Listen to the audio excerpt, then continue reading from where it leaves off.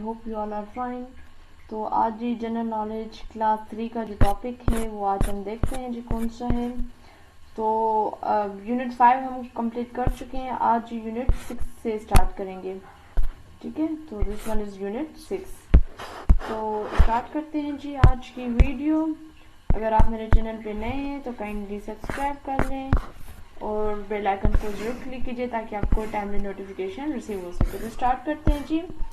तो यूनिट 6 का जो नाम है वो है सेविंग अवर नेचुरल सोर्सेज, जिसमें 3 चैप्टर्स हैं। This unit consist on 3 chapters. Chapter 1 is talk about the water, chapter 2 is talk about the land and chapter 3 is talk about the material. So let's have see क्या है जी chapter 1 में। So chapter 1 is talk about the water. Like इसमें यही बताया है कि आपने पढ़ा हुआ है कि 3/4 of the earth surface is covered with the water, मतलब 3/4 यानी 3/4 जो जमीन का टुकड़ा है वो पानी से भरा हुआ है, और ज्यादातर जो हिस्सा है पानी का वो बिग ओशियंस और सीज में है। लाइक बिग ओशियन और सी कौन सा है? बड़ा ओशियन और सी, जिसमें इंडियन ओशियन और अरेबियन सी है। ये जो पानी होता है ये सॉल्ट वाटर होता है। ठीक है, जो फ्रेश वाटर होते हैं वो हमें कहाँ मिलते हैं? वो रिवर्स में, लेक्स में, स्ट्रीम्स में हमें मिलता है। कौन सा वाटर? Fresh water. ठीक है, अब यहाँ पे इन्होंने कहा है कि ग्राउंड रॉक्स के बीच में भी पानी होता है। ठीक है, और इवन हवा में भी पानी होता है, और जो क्लाउड्स होते हैं वो made up of tiny drops of water. उसके बाद इस पैराग्राफ में इन्होंने यही बताया है कि हमारी जो इंसान की पेड़ पौधे जानवर इनकी जिंदगी जो डिपेंड करती है वो पानी पे करती है, उससे हमारी ग्रो होती है, और प्लांट्स को भी पानी की जरूरत होती है। और उसके अलावा हमारे जो काम है, खाना पकाना, वॉशिंग, बाथिंग, ये सारा पानी की वजह से हो सकता है। ठीक है, इन्होंने यहाँ इस पैराग्राफ में इन्होंने ये बताया है कि जो क्रॉप्स ग्रो करने के लिए हमें पानी की जरूरत होती है। तो इसके अलावा इन्होंने ये भी कहा है कि little rain the land is irrigated by tubewells and digging canals from the rivers. ठीक है, उसके बाद उन्होंने कहा है water is also used to make things in factories, wash and clean equipment and to cool down machines. ठीक है, उसके बाद इन्होंने यहाँ पे जो डिड यू नो में लिखा हुआ है कि salt water is change into fresh water in the water cycle. आपने पिछली वीडियो में देखा होगा, मैंने वाटर साइकिल को थोड़ा बहुत टच किया हुआ है, आगे इंशाल्लाह और इसको टच करेंगे। अब आगे इन्होंने इस पैराग्राफ में बताया कि पाकिस्तान में पानी के को से रिलेटेड बहुत सारे मसाइल हैं। ठीक है, बहुत बड़ा कंट्री है, बहुत ज्यादा लोग हैं, यहाँ पे ज्यादातर लोग का इंहिसार एग्रीकल्चर पे है, तो एग्रीकल्चर में ऑब्वियसली पानी की जरूरत होती है। तो यहाँ पे इन्होंने कहा है Pakistanis are destroying it in many ways. अब जो हमारे नेचुरल सोर्सेज हैं, नेचुरल सोर्सेज कौन से होते हैं? जो बाय नेचर हमें मिली हुई हैं, उसको हम किस तरीके से डिस्ट्रॉय कर रहे हैं। सबसे पहला पॉइंट उन्होंने ये कहा है कि जो भी हम पानी को है पोल्यूट कर रहे हैं, जो भी गार्बेज वगैरह है हम वो पानी में फेंक रहे हैं, जैसे पानी और उसमें जो जानवर रहते हैं उनको मसाइल है। ठीक है, दूसरा इन्होंने कहा है कि हम पानी बहुत ज्यादा वेस्ट करते हैं, हम ओवर क्रॉपिंग मतलब ओवर वाटरिंग कर देते हैं, क्रॉप्स को ज्यादा पानी देते हैं, नलके खुले छोड़ देते हैं, अगर पाइप वगैरह खराब है तो हम उसको सही नहीं करवाते हैं। उसके अलावा बहुत सारी चीजें हैं। उसके बाद इन्होंने यहाँ पे बताया कि किस तरीके से हम पानी को सेव कर सकते हैं। सबसे पहला पॉइंट उन्होंने यही कहा है कि पानी को हम साफ सुथरा रखें, कोई कचरा कुकट ना फेंके और खुद भी ना फेंके, दूसरों को भी मना करें। दूसरा पॉइंट उन्होंने ये कहा है कि जब भी हम ब्रश वगैरह करें तो टेप से नहीं करें, मतलब वो नलका खोल ना दें, बल्कि ग्लास में ले लें और वहां से हम वो पानी यूज करें। तीसरा पॉइंट उन्होंने ये कहा है कि जो मोपिंग वगैरह करनी है अगर फ्लोर में, तो हम बकेट यूज करें, ना कि वो जो पाइप हम डाल देते हैं और उसके थ्रू हम फ्लोर वगैरह साफ करते हैं या कार्स वगैरह, तो ये हमें नहीं करना चाहिए। लास्ट पॉइंट उन्होंने ये कहा है अगर कोई पाइप वगैरह लीक है तो हमें उनको रिपेयर करना है। ये था जी chapter 1 completed. Chapter 2 is talk about the land. ठीक है, तो अब इन्होंने यहाँ पे कहा है कि जो लैंड है it's very important natural sources है। ठीक है, इसमें हम बहुत सारे पर्पज के लिए हम लैंड को यूज करते हैं, फार्मिंग के लिए यूज करते हैं, घर बनाते हैं, schools, health care centres, factories, office, बहुत सारी चीजें बनाते हैं। सबसे पहले उन्होंने सॉइल मिट्टी की बात की हुई है। इसमें उन्होंने कहा है कि the most layer of the earth is known as soil. ठीक है, जो ऊपर की जो लेयर होती है उसको मिट्टी कहा जाता है, सॉइल कहा जाता है। और जो एग्रीकल्चर है वो डिपेंड करता है कि मिट्टी के ऊपर, और जो प्लांट्स वगैरह है डीप, मतलब उनकी जो एग्रीकल्चर के लिए जो सॉइल है वो डीप होना चाहिए ताकि वहाँ पे रूट्स और प्लांट अच्छे से होल्ड कर सकें। उन्होंने कहा है कि जो टॉप सॉइल होता है वो कंपोज होता है particle of rock minerals and living things like earthworms के ऊपर होते हैं, और ये जो है सॉइल जो बहुत इफेक्ट करते हैं क्वालिटी ऑफ क्रॉप्स पे। अगर सॉइल अच्छी नहीं होगी तो आपकी क्रॉप्स भी अच्छी नहीं होगी। ठीक है, उसके अलावा इन्होंने कहा है कि जो अच्छी क्रॉप के लिए जरूरी है कि ये कॉम्बिनेशन हो क्ले सॉइल और सैंड का। आगे जी फॉरेस्ट की इन्होंने बात की हुई है जिसमें बहुत ज्यादा ट्रीज होती हैं, एक दूसरे के साथ जकड़े होते हैं और वो ग्राउंड को पूरा कवर कर लेते हैं, इसको हम कहते हैं जी फॉरेस्ट, जैसे rain forest, temperate forest, mangrove forest. आगे हम इसको वही पढ़ेंगे।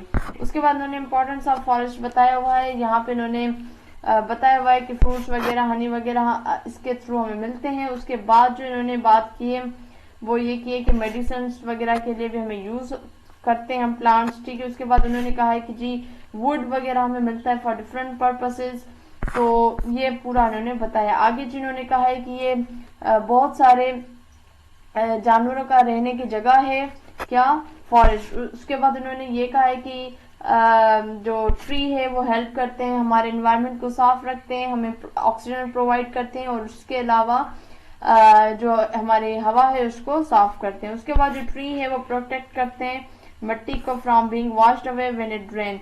ठीक है, तो ये बहुत सारे इंपॉर्टेंट पॉइंट्स है इसके। आगे उन्होंने कहा है रीजन फॉर डिफॉरेस्टेशन। डिफॉरेस्टेशन का मतलब क्या है कि जंगलों का कम होना, उसको हम काटते जाएं प्लांट्स को, ट्रीज को, जिसको कहते हैं जी बेसिकली डिफॉरेस्टेशन।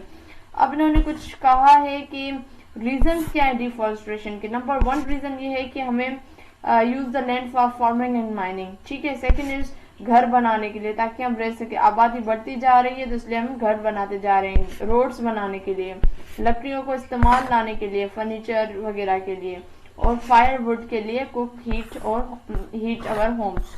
ठीक है, अब डिफॉरेस्टेशन तो हमने कर ली, ठीक है, और बहुत जोरों शोरों से हम कर रहे हैं। अब इसके असरात क्या है जो अभी हमें नजर आ रहे हैं। अगर हम क्लाइमेट चेंज देखें तो बहुत सारे असरात हैं।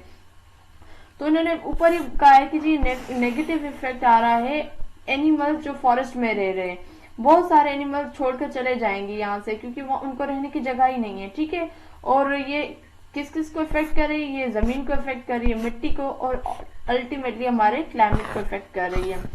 अब इन्होंने कहा है कि वही बात रिपीट की है कि बहुत सारे जानवरों के रहने की जगह है जहाँ पे trees forest cut down, the animal who depend on the plant for food have to the remaining part of the forest. ठीक है, तो इन्होंने यही आगे कहा है। और इन्होंने ये भी कहा है कि बहुत मतलब आहिस्ता आहिस्ता बहुत सारी स्पेशीज जो हैं वो मरती जा रही हैं, वो एक्सटेंट है। एक्सटेंट लफ्ज का मतलब ये होता है कि वो जानवर जो अब उनका कोई स्पेशीज अभी वजूद में नहीं है, जैसे डायनासोर जो है वो एक्सटेंट जानवर है। ठीक है, मतलब इसकी कोई स्पेशीज आपको नहीं मिलेगी।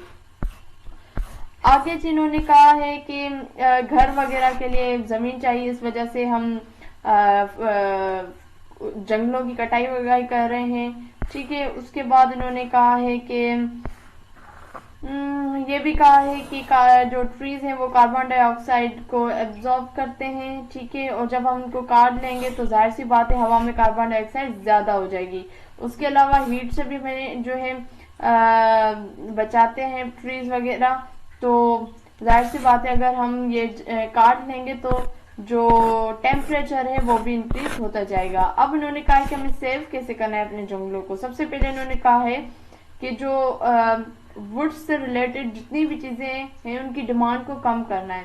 जाहिर सी बात है जब डिमांड कम होगी तो हमें ज्यादा चीजें बनाने की जरूरत भी नहीं होगी। उसके बाद इन्होंने कहा है कि अगर कोई खुली जगह है, बहुत ज्यादा एरिया, तो वहां पे हम प्लांट्स लगाएं।